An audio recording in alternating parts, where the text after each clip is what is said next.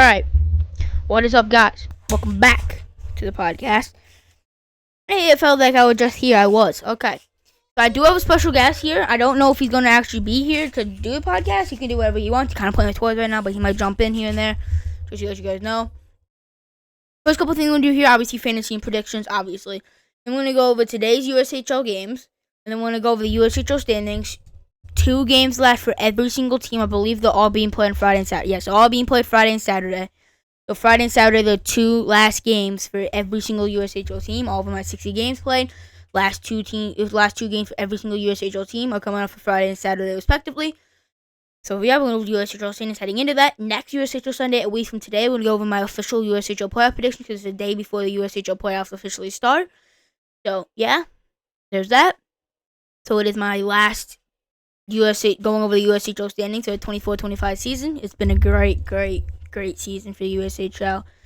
It's been great, dude. Up and down for a lot of different teams. I mean, a lot of ups for teams like Lincoln, Sioux Falls for the most part, teams like that. But there's been a lot of downs for every single team around the USHL. Up and downs, roller coaster of a season. It's a playoffs to the best time of the season coming up here. The final couple of games and head into the playoffs. So I'm going to go to USHL standings, talk about that for USHL Sunday. And we're going to go over yesterday's NHL games. I don't know why it just says games, not NHL games. Let me fix that. Fixed.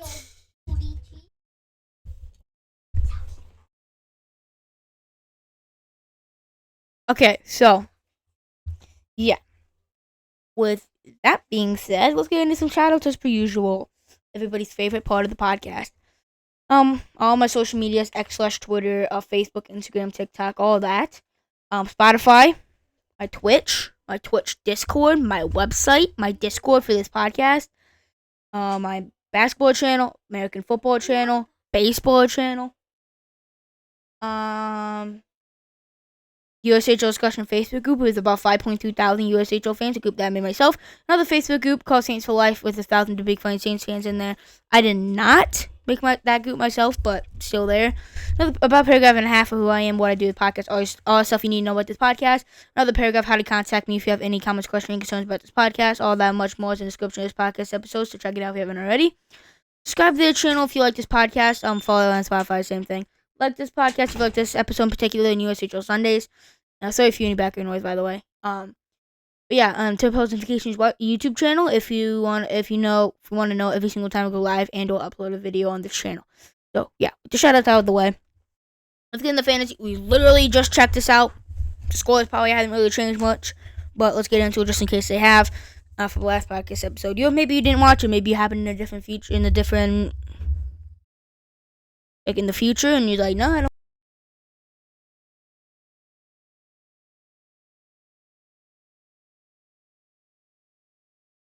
The Summon Slayers are defeating Lather 123.2 to 119.1.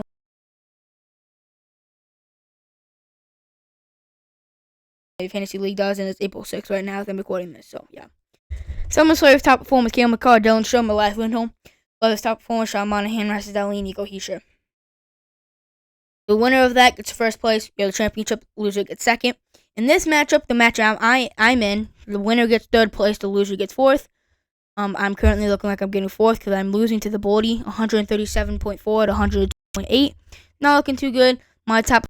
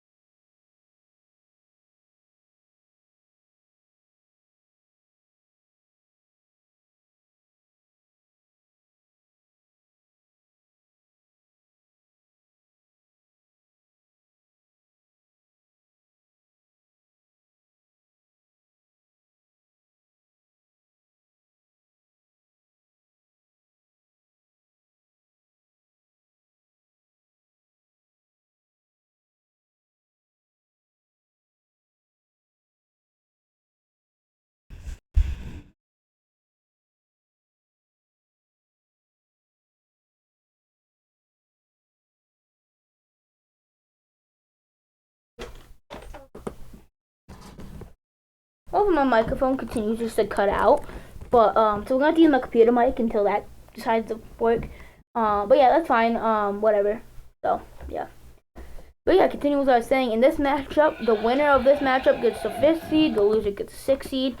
Toronto Maple Leafs winning that matchup versus Glizzy, 92.6, 83.4.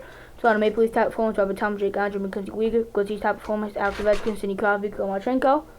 And then in this next matchup, the winner gets the 7th seed, the loser gets the 8th. Daniel D'Antoni's winning that matchup, 77.0 to 70.5. Steve Small, team top performer: John Carlson, Rasmus Anderson, Michael Rossi. Daniel D'Antoni top performers: Nick Suzuki, Nathan McKinnon, Adrian Kempe. And then the last matchup, the winner gets the 9th seed, the loser gets the 10th seed, or the last seed. Just Scary Team is winning that matchup, 81.5. His top performer: David Pastrnak, Jeremy McCann, Kate Thompson. And Taco is losing that matchup, 55.1. His top performer: Jordan Kyrou, Zach Werenski, Dean Meyer. So, with that being said, yeah. Yeah.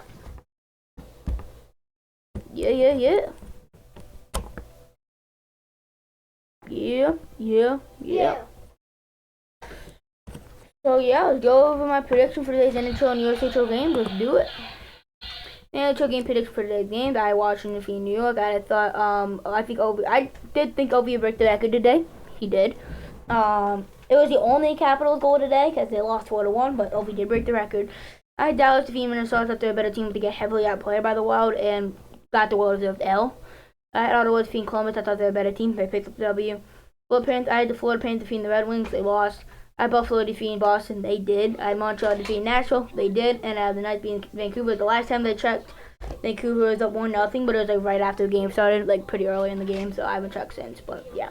And then my USHL game prediction today, I had Waterloo defeating Muskegon. I thought Muskegon. I didn't think Waterloo was gonna lose 3 times in a row. They didn't. They won. And then I had Youngstown defeating Chicago. I thought they were just a better team. Chicago ended up pulling off the upset in a shootout. I had Sioux City defeating Tri-City. I don't know who won that game, actually. I had Cedar Rapids defeating Omaha. I actually don't know who won that game either. Let me check.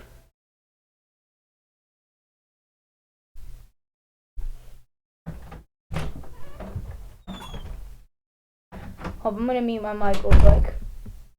Dang. You probably heard that door slam, but hold up one sec.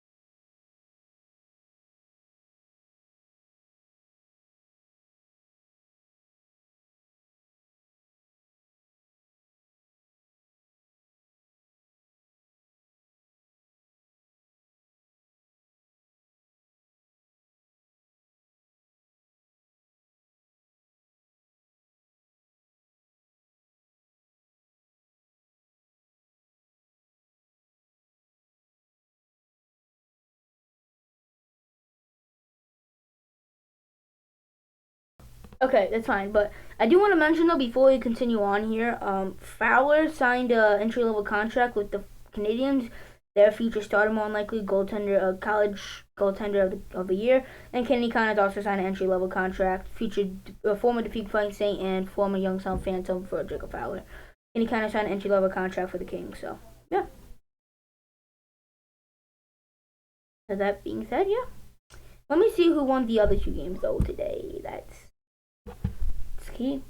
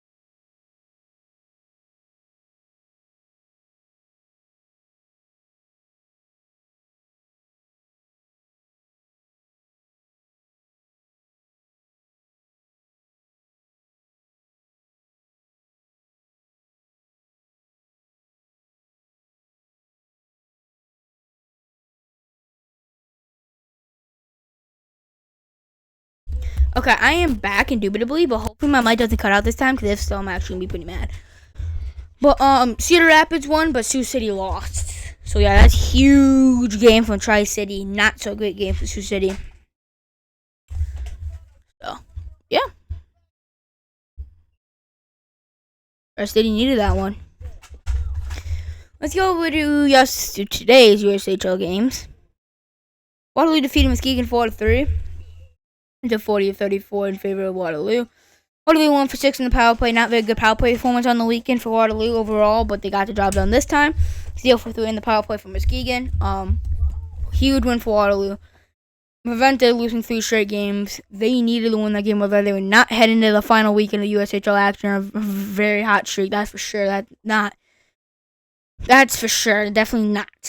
Chicago Seaports upset in Youngstown 4-3 in a shootout. Shot to 36-24 in favor of Youngstown. Youngstown 0-for-1 in the power play. Chicago 1-for-4 in the power play. Chicago gets W in shootout. Doesn't really matter for them. They're already dead last in the conference anyways. But yeah. Tri-City wins in Sioux City 5-2. Shot to 45-20 in favor of Tri-City. What a ridiculously dominant performance from Tri-City. They go 0-for-3 in the power play. Sioux City gets 1-for-3.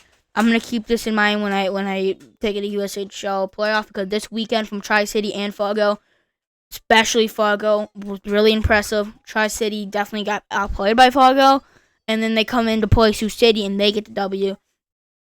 So Tri-City does end up getting the 50, which looks pretty unlikely right now. At least Fargo does fumble the bag last second, but right now it looks like they'll probably play Waterloo. But Fargo versus Sioux City would be very interesting first round matchup. Very interesting first round matchup. In Omaha, just a 46-18 for Cedar Rapids. They dominate them. They go 1-4 in the power play. Omaha 1-for-2. So yeah, let's go over to the standings here of the USHL. Let's go over and look at it.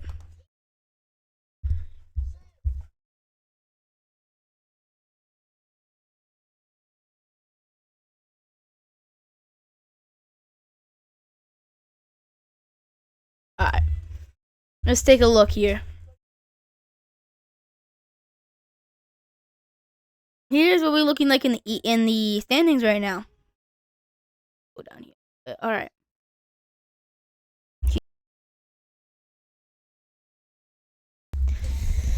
So, we'll start with the East, as we always do. Keep it going. How about next year? We'll start with the West every time. That's fair? That's fair. I think that's fair. Okay, so I think that's fair. So we'll start with the East for the rest of this year, including the playoffs, and then next year we'll just do the same thing, but with the West. We'll start every single USHL Sunday with the West, and head for the playoffs. So yeah, I think that's fair. We'll just swap top every year. Alright. So you can see every single team has 60 games played. Every single team has 2 games left on Friday and Saturday. 1 on Friday, 1 on Saturday. Okay. Start the East here. Number 1 in the East right now is Youngstown. 40 wins. The first team in the East to get 40 wins. Second in the entire league to get 40 wins. Youngstown Phantoms 40, 18, 0-2. 7-2-0-1 in the last 10.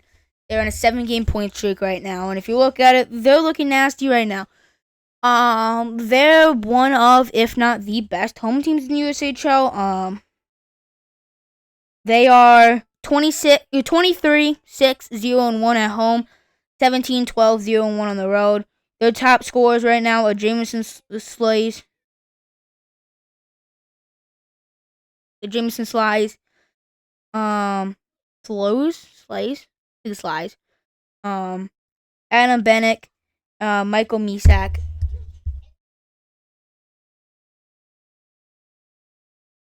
Evan Jardine and Peter Cesar.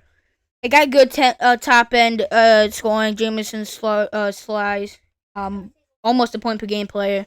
Anna Bennick, not too far off from being a point per game player. Same thing, Michael Misak. So if you look at it, they got good top end talent. They've got good forward depth. They got good defense. They have probably the second best goalie in the league this season. Right now, probably Melvin Stroll. He has the most wins in the league. Right now, he is 31, 12, 0, 4. 2.43 goals against average and 902 save percentage. Melvin Shaw, absolutely ridiculous. this season, picking a win after win after win. Youngstown has 2 games. This is U17, which I don't really see them dropping. I really don't see them dropping either of those games, realistically. Youngstown's looking really good right now. Them overall heading into the playoffs is probably one of the more scarier teams out of the East. I mean, really, the top 4 teams out of the East are like really scary all in their own right. But Youngstown's definitely amongst the scariest of them all heading into the playoffs. So yeah, they're a really good team coming in the playoffs. If they can become more disciplined, which they have been as of late, they become more disciplined. But even more disciplined, because they're still pretty undisciplined. But if they can become really more undisciplined, a little bit more undisciplined, a little bit more disciplined, my goodness, a little bit more disciplined, that'd be great. So, number 2 in the East, tied with number 3 right now, but we'll go number 2, technically, it says number 2, they have the tiebreaker. Madison Capital, 38-17, 4-1, 81 points, 7-2-1 in the last 10. Yeah, I mean, Madison, they're looking good. They have Riker Lee, who has 65 points in 60 games. 30 goal scorer, 30 goals, 35 assists, 65 points in 56 games. Aiden Long, 57 points in 60 games. Bobby Cowan, 51 points in 60 games. Finn Brink, 43 points, and the same thing as Diego Johnson. They got the top end goal scoring. They got playmaking. They got good defense. Gabe Heil's been on fire the last couple weeks. This week he's been a little bit of a step down. But last week he's goaltender of the week. This year he has a 2.73 goals against average, a 900 save percentage, 24, 10, 2, and 2. So, yeah, I mean, really good. Really, really, really good for Madison right now. They are also one of the scarier teams out of the East right now. Wouldn't want to play them. That's for sure. Number 3 in the East, tied for number 2 right now, but they do not own the tiebreaker because they have one less regulation win, I think, or one less in the row category right there. Madison 37, Dubuque 36. They're the Big Fighting Saints. The Big Fighting Saints, 39, 18, 1-2 for 81 points, 5-4-1 the last 10. They, 2 weeks ago, they lost three games, and then they bounced back last week. In the one game they played, they won in overtime in Green Bay, and then they, split the weekend this weekend, losing to Sioux City on Friday, and then bouncing back and beating Omaha 5-1 on Saturday night. So yeah, their last 2 games. Oh yeah, I forgot to talk about Madison's last 2 games. Madison's last 2 games are against Dubuque on Friday, and on Saturday it's against Green Bay. So, with that being said, realistically, it comes down to stretch here. Dubuque's last games are against Madison on Friday, and on Saturday it would be against Cedar Rapids. That's that. Both games are in Dubuque, keep that in mind. Dubuque's a very good home team, at least they have been recently. They are 19, 9-1 at home, and they started off pretty bad at home, keep that in mind. And on the road, they are 20, 9, 0, and 2. So they're pretty even on home and on the road. So, yeah, with that being said, their top point leaders right now, number 1, Gavin Cornforth, 52 points in 60 games. He's been great. And then it's Lucas Van Fleet is 45 points, and then Michael Barron is 43. Colin Frank with 39, Josh Giuliani with 38. Leading goal scorers, Gavin Cornforth, number 1, 26 goals. And then Michael Barron is 22. Josh Giuliani is 21. Lucas Van Fleet is 20. And Heikki Ruohonen was 15. Got good playmakers. They got good goal scorers. They got phenomenal depth up and down the lineup. Jan Spoonar has a 906 save percentage and a 2.82 goals against average. His record's 24, 15, and 0. 2 shutouts. He's been great this season. He has been great, phenomenal in the big time moments. He has been his entire career, phenomenal in the big time moments. That'll be clutch for the Saints coming down the stretch in the playoffs. For the playoffs, really heading in the playoffs with the goalie of that caliber when it comes to big time playoff moments. We've been to the championship last year in the WHL. That's the type of goalie you want in between the pipes. For you, so yeah, the Saints are looking good right now. They can control their own fate when it comes to getting a bye. Youngstown really controls their own fate when it comes to getting number 1, but when it comes to getting a bye, Dubuque can get that done. So can Madison. But number 4 in the East, only 1 point behind Madison, Dubuque for second place, and 2 points behind Youngstown for first place, is Muskegon. 36, S.10, 4-4 for 80 points, 7-3 in the last 10. This team's also looking really good. Their point leader, number 1, David Deputy, 55 points in 60 games, and Tynan Lawrence, 51 points, and then Jack Glanik, 49 points, David Klee, 45 points, and Vaclav Nistrelso, something like that, 41 points. They have good goal scoring. They have good playmakers. They have good team overall, and they have phenomenal goaltending tandem. Shika Gatti have been the starter, 2.71 goals against average, a 908 save percentage, 18, 10, and 2 for 3 shutouts, and then Stefan Peck's been the backup, 18, 6, and 2, does not have a shutout, but he has 2.51 goals against average, and 907 save percentage, 2 phenomenal goaltenders. Shika Gatti have made it to the conference finals last year with the Lumberjacks. He's known to be great in the playoffs. Deegan has a good trajectory to make some noise this year in the playoffs, but here we go. We got a 22-point drop-off from number 4 to number 5, Green Bay Gamblers. 27, 29, 2 and 2, 58 points. 2, 6, and 1, 2, 6, 1 and 1 in the last 10. They picked up back-to-back wins to Team USA on 2 Sundays ago, and then they won on Friday versus Sioux Falls, an upset alert, and then they got smacked 9-2 Sioux Falls on Saturday. Killed them all. They're up by 1 point over the 6 seed, Cedar Rapids, 26, 29, 2 and 3, 57 points, 4, 5, 0, 1 in the last 10. Green Bay has 1 more point than Cedar Rapids. In that 5th spot right now, they're trying to hold strong there. Green Bay plays Cedar Rapids on Friday, and then Madison on Saturday. Cedar Rapids plays Green Bay on Friday, and on Saturday they play Dubuque. So Green Bay I don't know. They both play really, really, really tough games on Saturday, and then they play each other on Friday. So we're going to see what the team shows up in the big time moments for either one of these teams. They both got a lot to play for. Number 7, Team USA, 23, 33, 2 and 2, 50 points, 4, 5, 1 in the last 10. Team USA U18s are really good. U17s not so much. Yeah, keep that in mind. The 8 Chicago Steelers, 20, 34, 5 and 1, 46 points, 4, 5, 1 in the last 10. Really underwhelming goaltending, defense, offense, really the whole everything. Very young team. They'll be back next year. I think they'll be really good next year. But my Eastern Conference predictions right now as it stands. So, heading in here, number 1, I think will be Youngstown. Look at Youngstown. They have Team USA twice. On Friday, it's in Michigan, Plymouth, Michigan, in Team USA's arena. And then on Saturday, to end the season, last regular season game, is in Youngstown hosting Team USA U17. Both these games are U17s. I don't foresee Youngstown dropping either one of these games. Youngstown's one of the hottest teams in the USHL right now, and Team USA U17s are bad. So I think Youngstown's going to win both those games. They get 86 points. That's more than any of the other teams out of the East can get. I think Youngstown won the East this year. Number 2 in the East.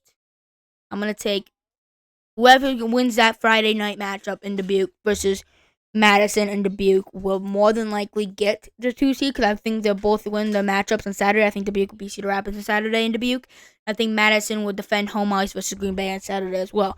So I think, in my opinion, whoever wins that Friday game will get the number 2 seed out of the East. I think Youngstown will get the number 1.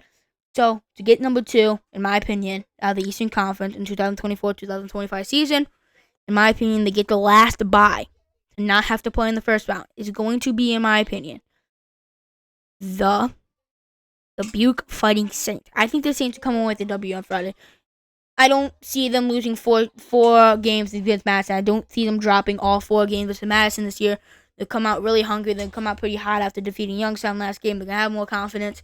And I think they're going to look a little bit more like the Saints that we know they can play like. And I think they're going to defeat Madison in a very close game. And yeah, I think they're going to get the 2nd seed. And number 3,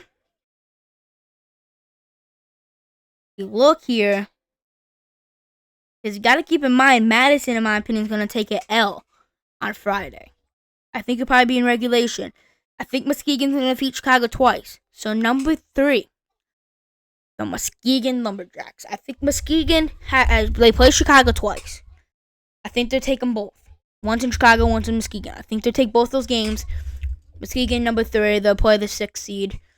And number 4, Madison. I think it's just because they're going to fall to Dubuque. So whoever wins that game, in my opinion, will get the 2nd seed and get a bye. Whoever loses will get the 4th seed, in my opinion. Number 5, I think Cedar Rapids will lose again on Saturday versus Dubuque. And I think Green Bay will lose on Saturday to Madison. So again, similar to Dubuque and Madison here. Whoever wins that Friday matchup between Cedar Rapids and Green Bay, in my opinion, will get that 5th seed. So, in my opinion, to win that game, okay, give me the Cedar Rapids Rough Riders to get the 5th seed. I think it's in Cedar. I think they'll defend home ice when they need to. I think Cedar Rapids to get the 5th seed to play Madison, and then 6th seed Green Bay Gamblers out of the East. So, yeah. So number 1, in my opinion, Youngstown. 2, Dubuque. 3, Muskegon. 4, Madison. 5, Cedar Rapids. 6, Green Bay. And 7, Team USA. Yeah, Team USA. And 8 would be Chicago. So, yeah. Because even the best case scenario for Chicago here, they win both the games, which are not going to, not sweeping Muskegon. But even if they do somehow sweep Muskegon, they still will not have the tiebreaker if it's just Team USA. And if Team USA loses both their games too, which is Youngstown. But yeah. So yeah. You look in the West, the Western Conference. The number 1 seed right now in the West, the Western Conference champions, the regular season champs, the Anderson Cup champions, the top dogs out of the league right now, the heavy favorites to win the cup. Number 1, Lincoln Stars, 43, 15, 2, and 0 for 88 points. 3-game win streak, 7-2-1 in the last 10. This team is beyond nasty.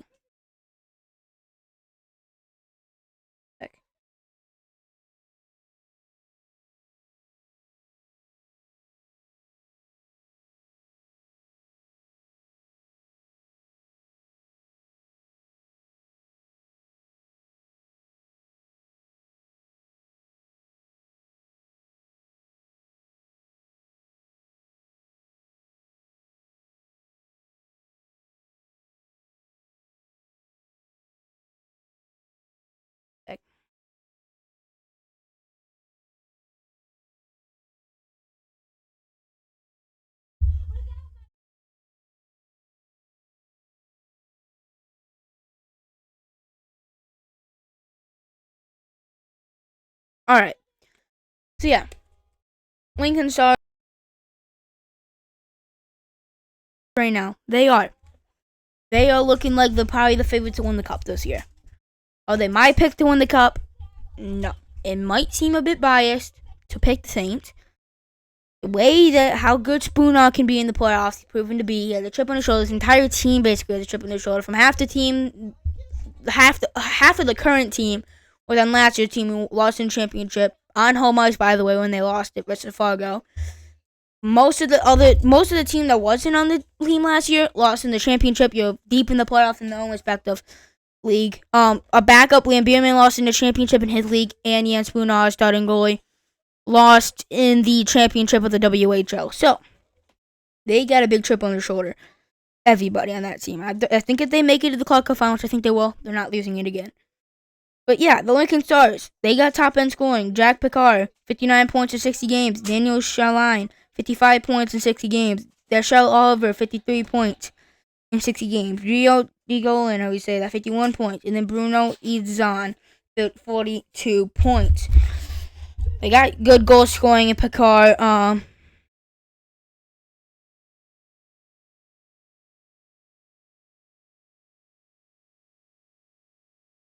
Jack Picard, Dashell Oliver, Daniel Shaline, Bruno Itzan, and Gio DeGol, and we say that all those guys are great goal scorers. They have great playmakers, and on the defense, Etini Lazard, 35 assists on the year. Jack Picard, Daniel Shaline, I would say that, and Yon Shostak,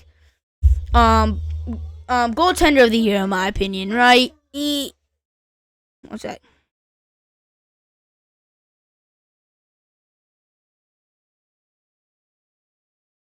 I'm gonna do something real quick. I'm gonna go in a black screen real quick. I gotta do something.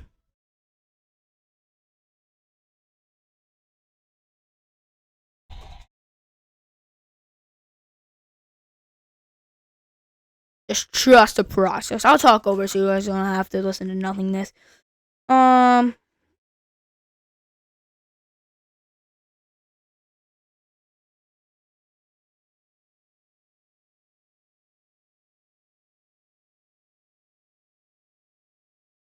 But yeah, what I was saying though, as I'm doing this, I talk.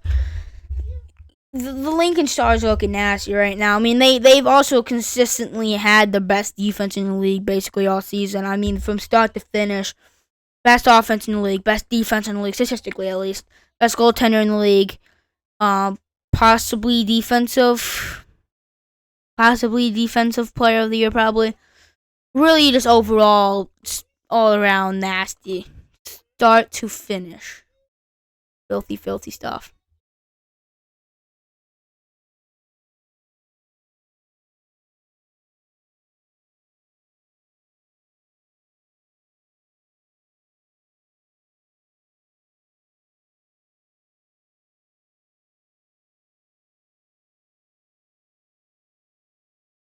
Okay, so okay.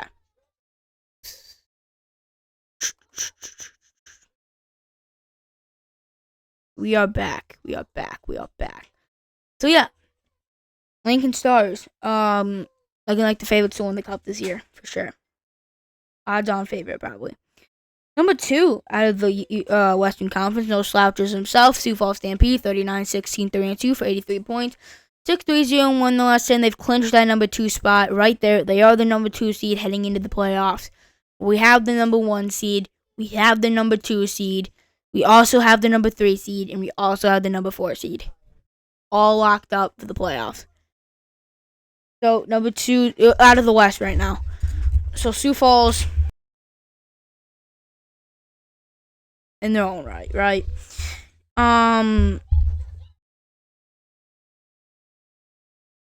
Phenomenal goaltender. Defense, phenomenal. Offense, great. Up and down the lineup, great depth, great consistency. They've beat Lincoln Stars multiple times.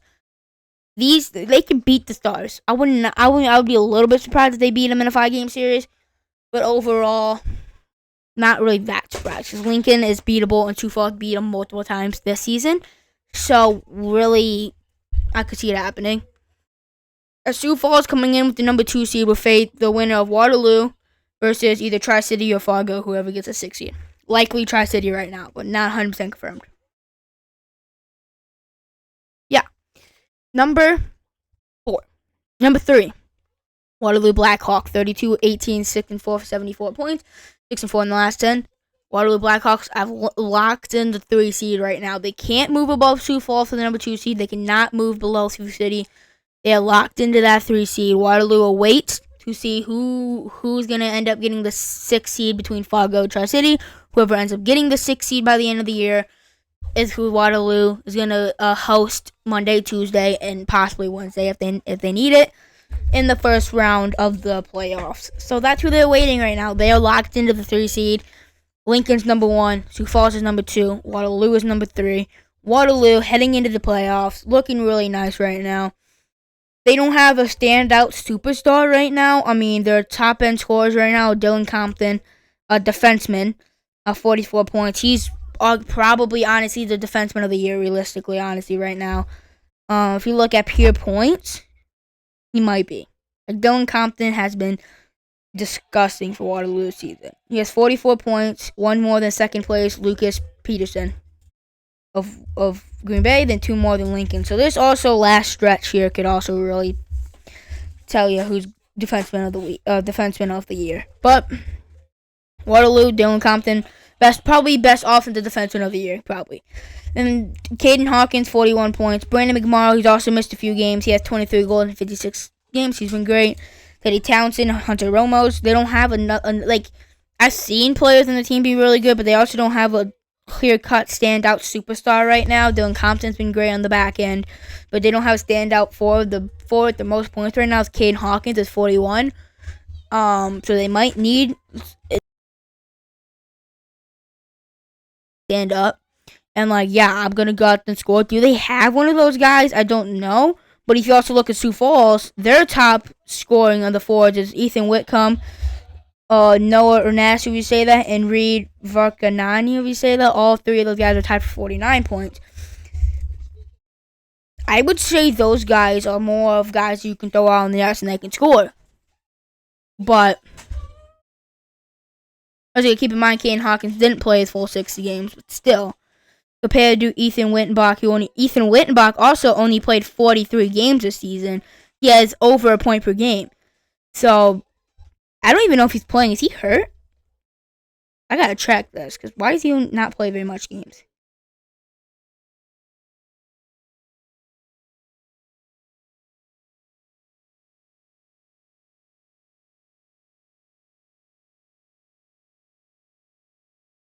A sec.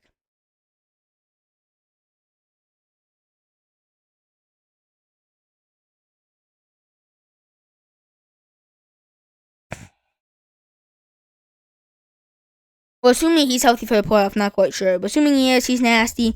No one has 49 points in 54 games. Reed Varkanaya, we say that. 49 points, 58 games. Like, these guys can't put the puck in the net. Waterloo, do they have the standout guy that gets all in the edge when they need it in the crunch time? We don't know. We'll have to see who shows up. But, I mean, up and down the lineup, they have really, really, really good depth on forward and defense. They're a fast team. Hendrickson has been a phenomenal pickup. 2.63 goals against average and an .899 save percentage. That's including his time with Omaha, by the way. Yeah. Overall, this team is very, very good forward depth. So if they're gonna do they're similar to the Carolina Hurricanes in the sense they don't play the same style of hockey, but more of in the sense that they have a lot of depth and they can win in the playoffs. But are they gonna be able to make it far when it comes to star power? That's a problem for them. That might end up becoming a problem for them, but we'll have to see what they're able to do there, though, for Waterloo. But they're locked in at the 3 seed. They're going to have to wait who gets a 6 seed. Number 4 is the Sioux City Musketeers. 31, 22, 3 and 4 for 7 and 3 in the last 10, 69 points. Sioux City locked into the 4 seed. We have a 1, 2, 3, 4 seed out of the West. 1's Lincoln, 2 Sioux Falls, 3 Waterloo, 4 Sioux City Musketeers. Sioux City Musketeers. If you look at the East, nothing is confirmed for when it comes to playoff seeding. 1, 2, 3, and 4 for the Western Conference are all locked up right now. But including number 4 right now is Sioux City Musketeers. They await to see who gets a 5 seed between Fargo and Tri-City. Sioux City, pardon me. Giacomo Martino is the leading scorer. Alright? He has 72 points in 60 games. Landon Gunderson, 71 points in 60 games. And then it's a bit of a drop-off. Actually, like a 19-point drop-off for Tate Pritchard. 52 points in 53 games, so he has about a point per game. But Sakura is the 4th leading goal scorer with only 39 points. So Sioux City, if you look at it, they have the 3 main scorers. 2 main scorers. But they have 3, really, realistically.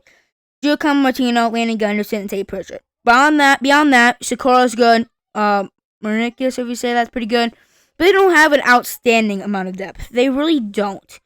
I mean, actually, yeah, they do. They really do. Because then the next, Gary at 34 points. Jeffers at 33 points. Kelpov at 30 points. So they have a bunch of, 30-point scorers, half a point per game type players.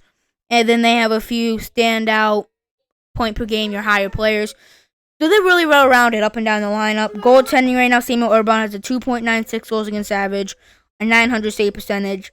He has great playoff experience from last year from making it to Game 5 of the Western Conference Finals. They have good playoff experience. They have good superstar talent. They have good depth. They just need to get hot heading into the playoffs. That's really what it comes down to. 7-3 in the last 10. They need to get hot heading into the playoffs. I think that's what they need to do. If they get hot into the playoffs, I could see them pulling off an upset or 2. I could see them even taking the Stars to 5. I think Stars outmatch them mostly. But you never know. I think Lincoln Stars' defense is going to be a little too much for them. But Sioux City, when they played Lincoln, they gave them a fight every time, including beating them a time or 2. So, hey, you never know. Sioux City could pull off an upset or 2 or 3. But you never know. Number 5 right now, Fargo Forest, 28, 26, 4 and 2 for 62 points. 4 and 6 in the last 10. Fargo, a dominant performance back-to-back Friday and Saturday was to Tri-City. They don't have a standout superstar. The number 1 leading scorer is a defenseman with 39 points, Sam Lorella. They don't have a star player on the team. They don't. They don't have a star player. They don't even have the ridiculous amount of depth. They have a bunch of 30-point scorers, which is decent. but they don't have star talent.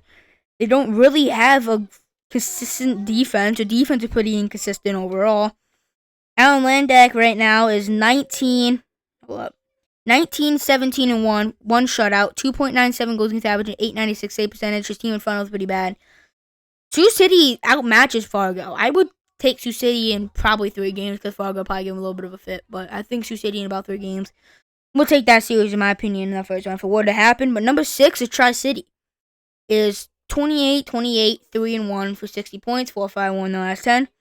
This team, Nolan Rhodes, the leading scorer right now, 59 points in 60 games. The second one is Artemi Nizimeyev, 55 points in 52 games.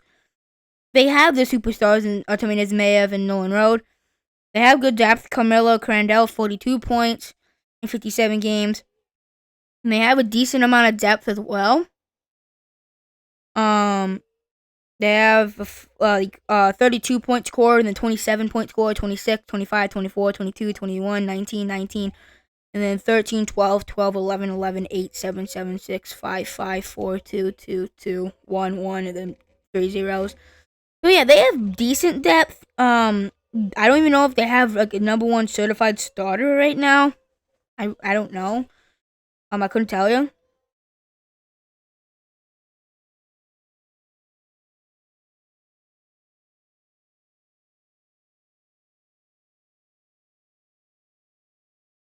Probably Michael Pradell.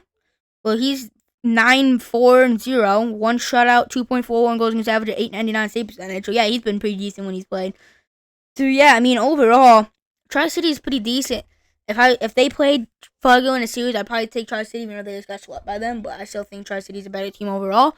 But it's only a 3-game series if they were to play in the first round. I mean, it's impossible. Literally, it's impossible. But like I'm just saying hypothetically.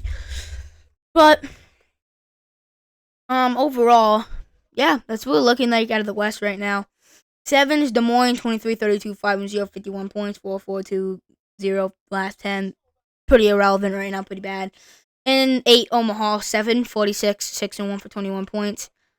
Yeah, they're Omaha. They're on 11-game losing streak. They're just Omaha in general. Okay, so yeah, they're like 1 and 40. They're like 1 and 42 in the last 43 games or something stupid like that. I don't know, but like, yeah. My Western Conference standings prediction for the end of the year: 1, 2, 3, and 4 locked up. 1 Lincoln. 2, like literally these are confirmed. 1, 2, and 3, and 4 are literally locked.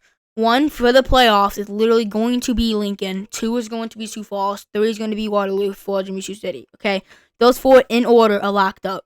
Number 1 Lincoln. Number 2 Sioux Falls. Number 3 Waterloo. Number 4 Sioux City. Okay, locked up. Number 5 and number 6, Fargo has 62 points. Tri-City has 60 points. Same amount of games. And by the way, number 7 and number 8, I think 7 is going to be Des Moines, 8 is going to be Omaha. So really the only 2 things I'm here is Fargo and Tri-City. Okay. Look at the games that these teams have left.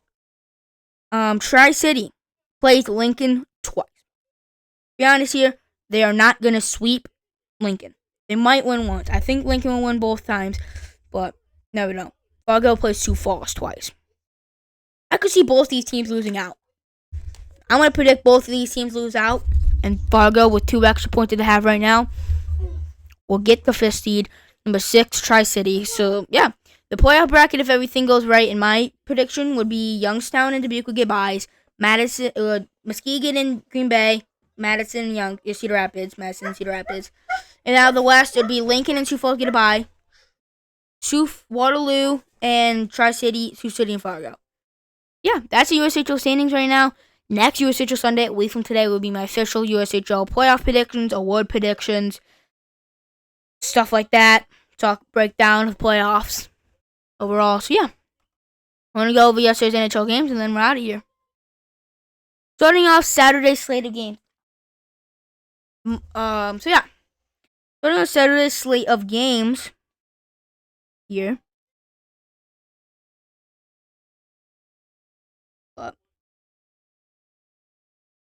If the Devils and the Rangers, Igor starts off with a few huge saves, and then he kind of just turns into Swiss cheese for the rest of the game.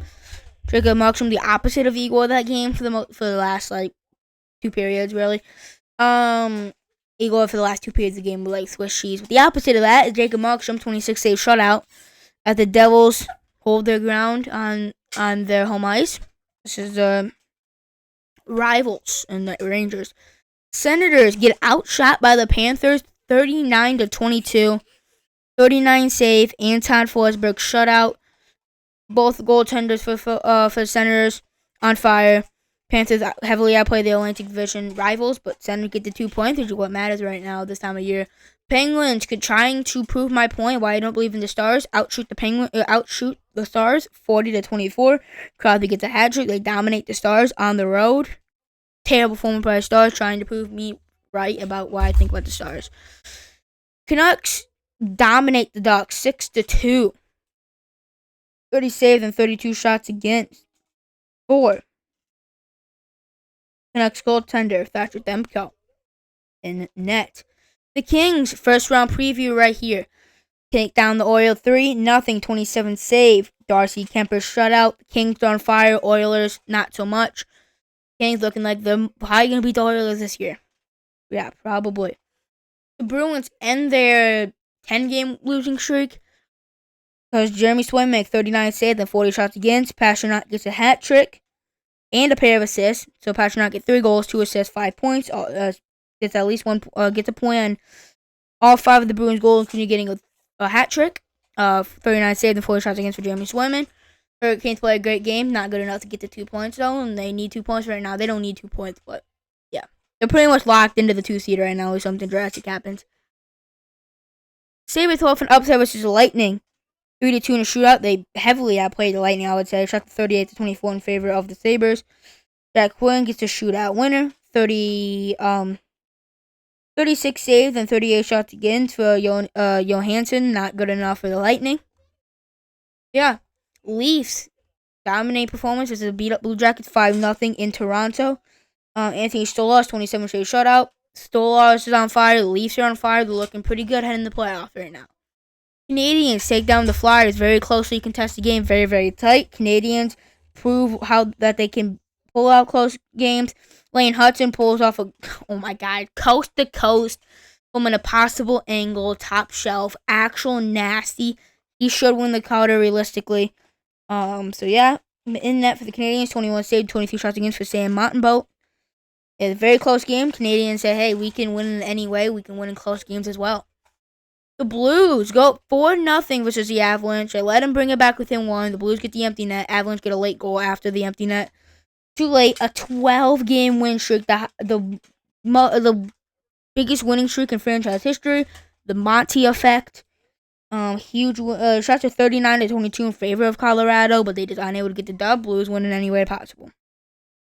Hockey Club pull off an upset versus the Jets after 33-28 in favor